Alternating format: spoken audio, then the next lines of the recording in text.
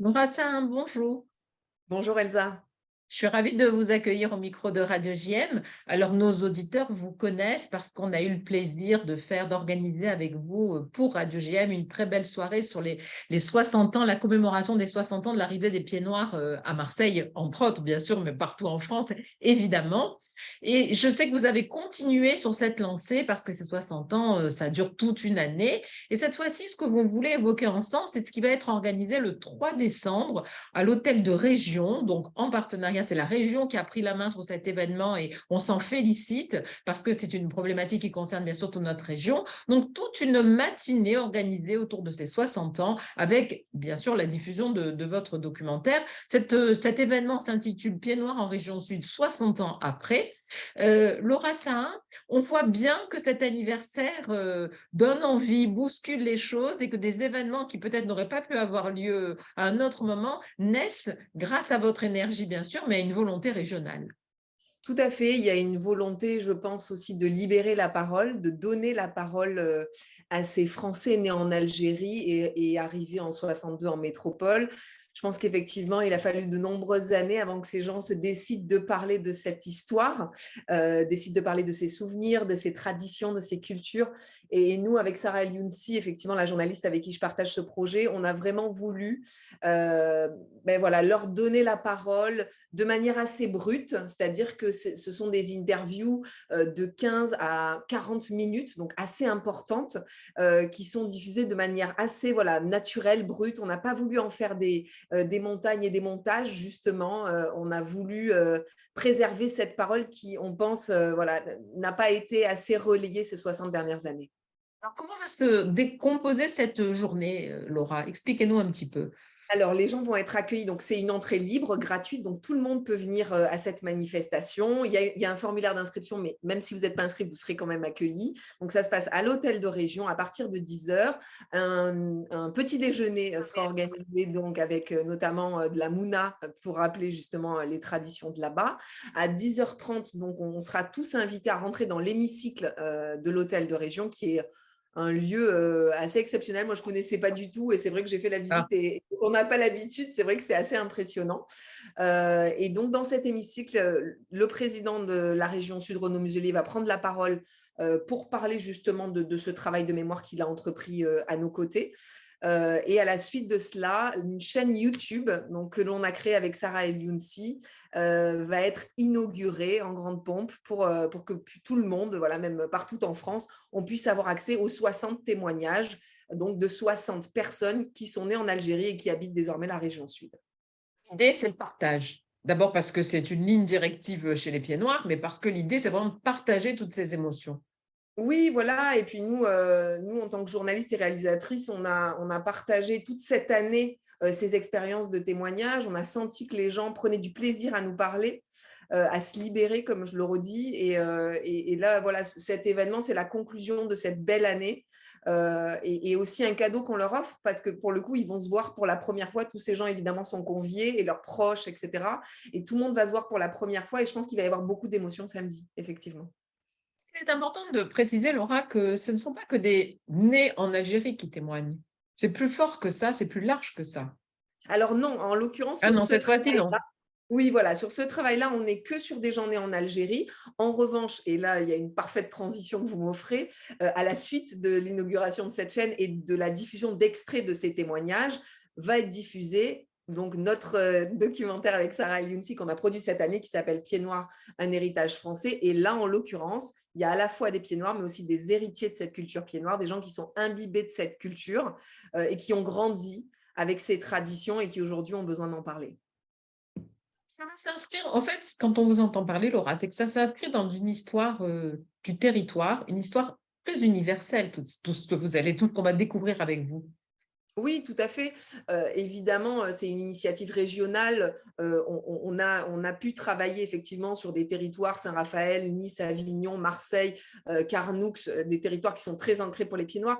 Mais j'en ai la certitude, ce sont des témoignages qui vont parler à des gens qui habitent l'Alsace, qui habitent Bordeaux, qui habitent Paris. C'est vraiment des discours assez universels et qui parlent de toute manière à tous les déracinés, qu'ils soient nés en Algérie ou Et pas. dire, ce sont des témoignages de l'exil, du déracinement, de cet amour de la terre où on est né aussi et qu'on emporte forcément avec soi.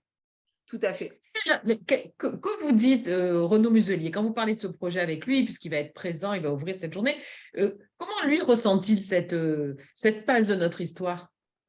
Écoutez, moi, je pense que la région, alors les équipes qui travaillent avec Renaud Muselier, ils avaient à cœur, je pense, d'organiser quelque chose en hommage à ces hommes et ces femmes. Encore une fois, un peu à l'image de notre démarche avec Sarah Younsi, il n'y a aucun caractère politique, du moins à notre niveau, sur un jugement de l'histoire ou Bien sur sûr. il y en a qui ont tort, il y en a qui ont raison. Encore aujourd'hui, qu'est-ce qui se passe? Nous, on a une vision sommaire, humaniste. On parle à des hommes et des femmes qui ont vécu cette période et on a envie de s'arrêter là. Et quand on a effectivement travaillé avec les conseillers de M. Muselier autour de cette manifestation, déjà, on a eu beaucoup de liberté. Clairement, il n'y a eu aucune directive.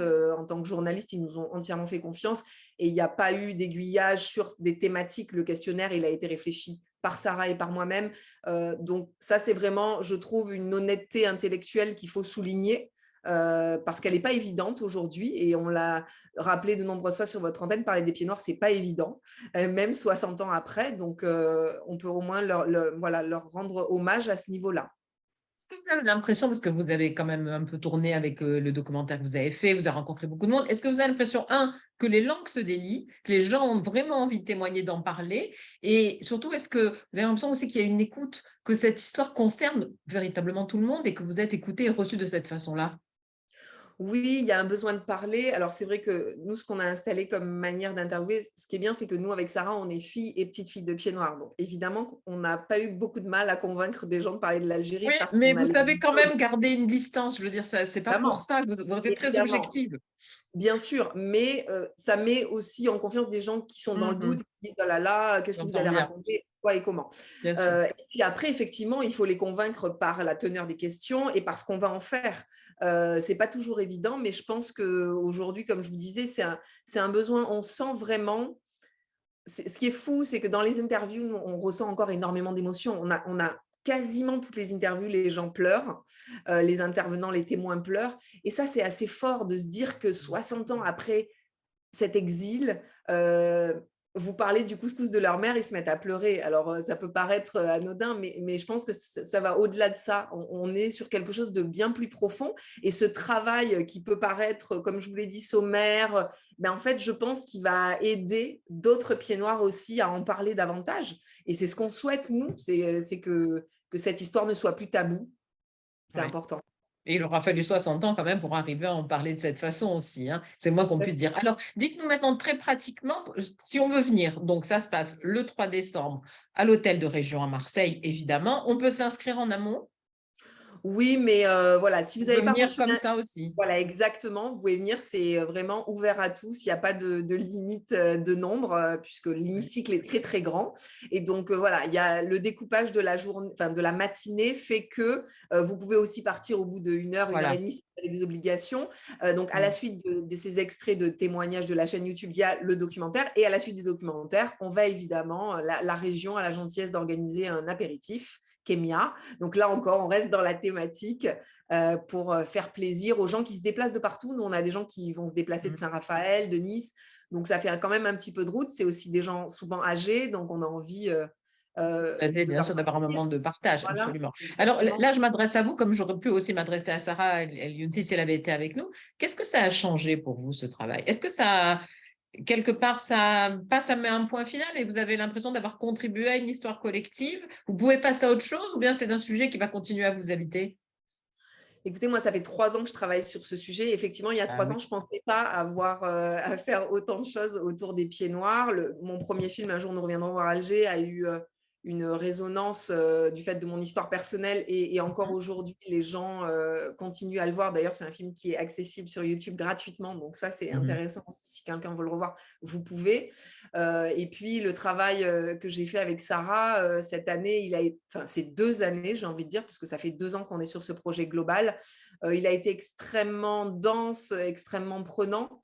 Au niveau personnel, ça a été quand même voilà, pas toujours évident parce que, comme je vous l'ai dit, ce sujet, on peut très vite être accusé de beaucoup de choses. Nous, on fait les choses avec le cœur, avec sincérité. Donc, je pense qu'effectivement, on est allé au bout et ces 60 témoignages, ils clôturent quand même un travail de mémoire important.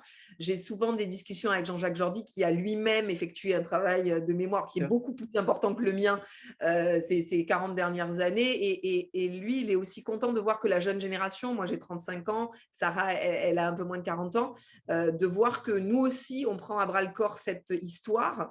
Et même si on n'est pas né en Algérie, on a envie malgré tout de faire parler les derniers survivants de cette histoire franco-algérienne. Vous allez passer à autre chose? Oui, ou pas. Oui, évidemment. Bah, après, moi, j'ai plein de projets, je travaille pour plein de choses et vous le Bien savez. sûr, Heu, bien sûr. mais pourquoi pas, Peut-être qu'il y a encore continuer quelque ce chose travail? Peut-être, à explorer. voilà. Mais aujourd'hui, c'est vrai que les thématiques sont nombreuses autour, de l'histoire, franco-algérienne. Donc évidemment, d'autres thématiques peuvent être soulevées. Mais c'est vrai que là, ça fait 3 ans, c'est quand même non, je vais faire une petite pause et puis on Bien sûr, verra, si bien ça sûr. revient. Absolument. En tout cas, bravo pour ce formidable travail. Et le rendez-vous, c'est donc à l'hôtel de région le 3 décembre pour découvrir tout cela avec vous, évidemment. Merci beaucoup. Merci Elsa pour votre accueil. Une trentaine de toiles et une quinzaine d'œuvres sur papier seront dévoilées à travers l'exposition L'essence de la mémoire de l'artiste Rose Madone. Et David Puscois se trouve à nos côtés pour nous parler de son dernier coup de cœur artistique. Bonjour David. Bonjour, enchanté. Qu'est-ce qui vous séduit chez Rose Madone? Oh, qu'est-ce qui me séduit? Qu'est-ce qui m'a séduit? Qu'est-ce qui continue à me séduire? C'est une artiste que j'ai découvert il y a 4 ans à Lille sur un salon que j'ai vu sur ce qu'on appelle un show où elle était en train de dessiner au sol. Et puis moi j'étais en train de monter mon stand sur Lille Art Up. Et puis j'ai repéré cet artiste qui avait un coup de crayon fantastique. Et j'ai décelé en elle un avenir comme un diamant brut qu'on a envie de tailler. Je suis rentré tout de suite dans son univers et je lui ai proposé de venir faire un petit séjour à Marseille. Et puis ça fait 4 ans que l'aventure continue et elle me séduit tous les jours de plus en plus dans l'évolution de son travail. Et alors en parler c'est assez compliqué, elle a un univers bien particulier, mais j'invite tout le monde à venir voir l'expo qui se trouve au 12 rue de la République dans un lieu magnifique qui fait office de musée quasiment. Et le mieux c'est de venir voir son travail directement. Peut-être rappeler les dates, c'est jusqu'au 17 décembre. L'expo a démarré le 16 novembre et durera jusqu'au 17 décembre, juste avant les fêtes de Noël. Voilà, et donc toutes les pièces sont conservées jusqu'au 17, même si la quasi-totalité de l'expo a été vendue le soir du vernissage. L'expo a connu un franc succès, ça a été fantastique. Des toiles vont partir même à l'étranger, donc j'invite tout le monde à venir les voir avant qu'elle quitte Marseille. Avez-vous quelques œuvres de prédilection? Alors, il faut savoir que Rose a de son prénom Clémentine, parce que Rose Madone est un surnom de protection qu'elle s'est donné. Clémentine a 2 univers un peu différents. Elle a un univers où elle se lâche beaucoup plus, et un univers plutôt abstrait, un univers de lignes où elle a besoin de se concentrer. Et je dirais que une des pièces qui m'a le plus impressionné, c'est un quadriptyque de lignes qui fait environ 3 mètres de large sur 1 mètre de haut, qui est sublime, qui va partir hors Marseille. Rose Madone est tout autant inspirée par les bonheurs et les tourments de sa vie que par la vie trépidante d'une ville. C'est ce qui explique son succès? Rose Madone ne peint que ses états d'âme, on va dire. Donc jusqu'à présent, jusqu'à cette exposition, voire même il y a 6 mois auparavant, c'était plutôt sous le thème de Human Dark Side, c'est-à-dire que c'était plutôt noir et blanc. Et là, elle a rajouté de la couleur, enfin de la couleur, pas de la couleur au sens propre du terme, mais elle a rajouté une couleur qui est la couleur qu'elle appelle la couleur terre, qui est un marron assez dilué, où elle a utilisé plusieurs médiums, dont le charbon. Et voilà, donc elle est en permanente évolution dans son travail. Et là, je pense qu'elle a atteint un gros niveau malgré son jeune âge, parce qu'elle a 29 ans. Mais quand vous découvrez son travail, le texte qui a été écrit par un ami à elle, un philosophe qu'on retrouve dans le catalogue, parce qu'on a fait un très beau catalogue à l'occasion de cette exposition, on voit qu'elle a atteint un gros niveau, elle est sans cesse évolution, et je trouve que c'est fantastique ce qu'on a réalisé ensemble. Originaire de Lille, elle est installée à Barcelone et expose aujourd'hui à Marseille, où elle a régulièrement posé ses pinceaux. Les villes cosmopolites rebelles sont-elles le meilleur écrin pour les artistes ? Pas spécialement. Alors, ce qu'il y a d'intéressant, c'est que dans la proposition que je lui ai faite, c'est de lui trouver justement un bel écrin dans une ville qu'elle a découvert donc il y a 4 ans, parce que quand je l'ai rencontrée, elle est venue, elle a travaillé avec des artistes marseillais, dont Skunk Dog, que tout le monde connaît, qui est un artiste phare, qui est un peu son parrain, entre guillemets. Mais bon, j'ai prêté quelques œuvres à une galerie londonienne qui a vendu la quasi-totalité aussi des œuvres.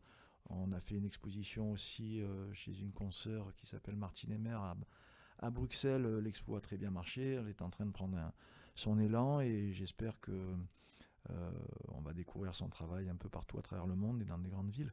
Mais son écrin à elle, son univers, là où elle se sent bien d'être, c'est surtout son atelier à Barcelone qu'elle occupe depuis qu'on travaille ensemble depuis 4 ans. C'est là où elle se sent le mieux, c'est là où elle est le plus productive. Voilà, Après, quand elle s'échappe de ce lieu-là, elle a vite besoin de rentrer un peu à la maison et à l'atelier pour se retrouver. C'est là où elle se sent le mieux. C'est une enfant, comme un chat sauvage, Rose Madone. Elle aime le monde, elle aime bien, mais à petite dose. Elle aime bien se retrouver surtout dans son atelier pour peindre et dessiner. L'artiste navigue entre brutalité et sensualité, joue avec l'ombre et la lumière, comme si elle semblait en perpétuel questionnement.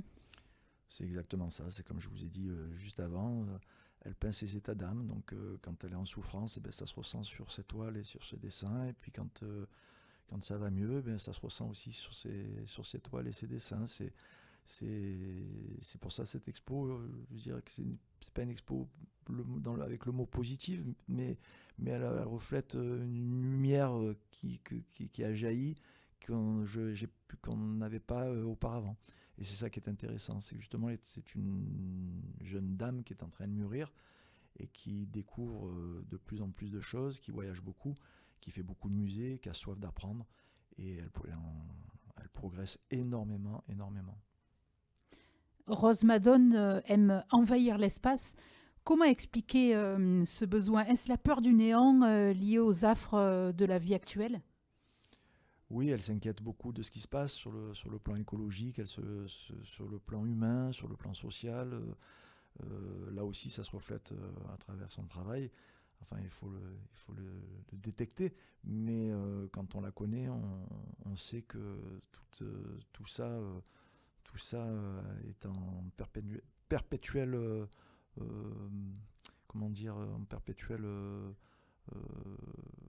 travail justement par rapport à ce monde qui est en train de chavirer complètement, et elle a besoin de l'exprimer à travers l'étoile à sa manière à elle, et de le faire passer au grand public. Et quand vous dites qu'elle a besoin d'occuper l'espace, effectivement elle aime bien l'espace que nous lui avons mis à disposition.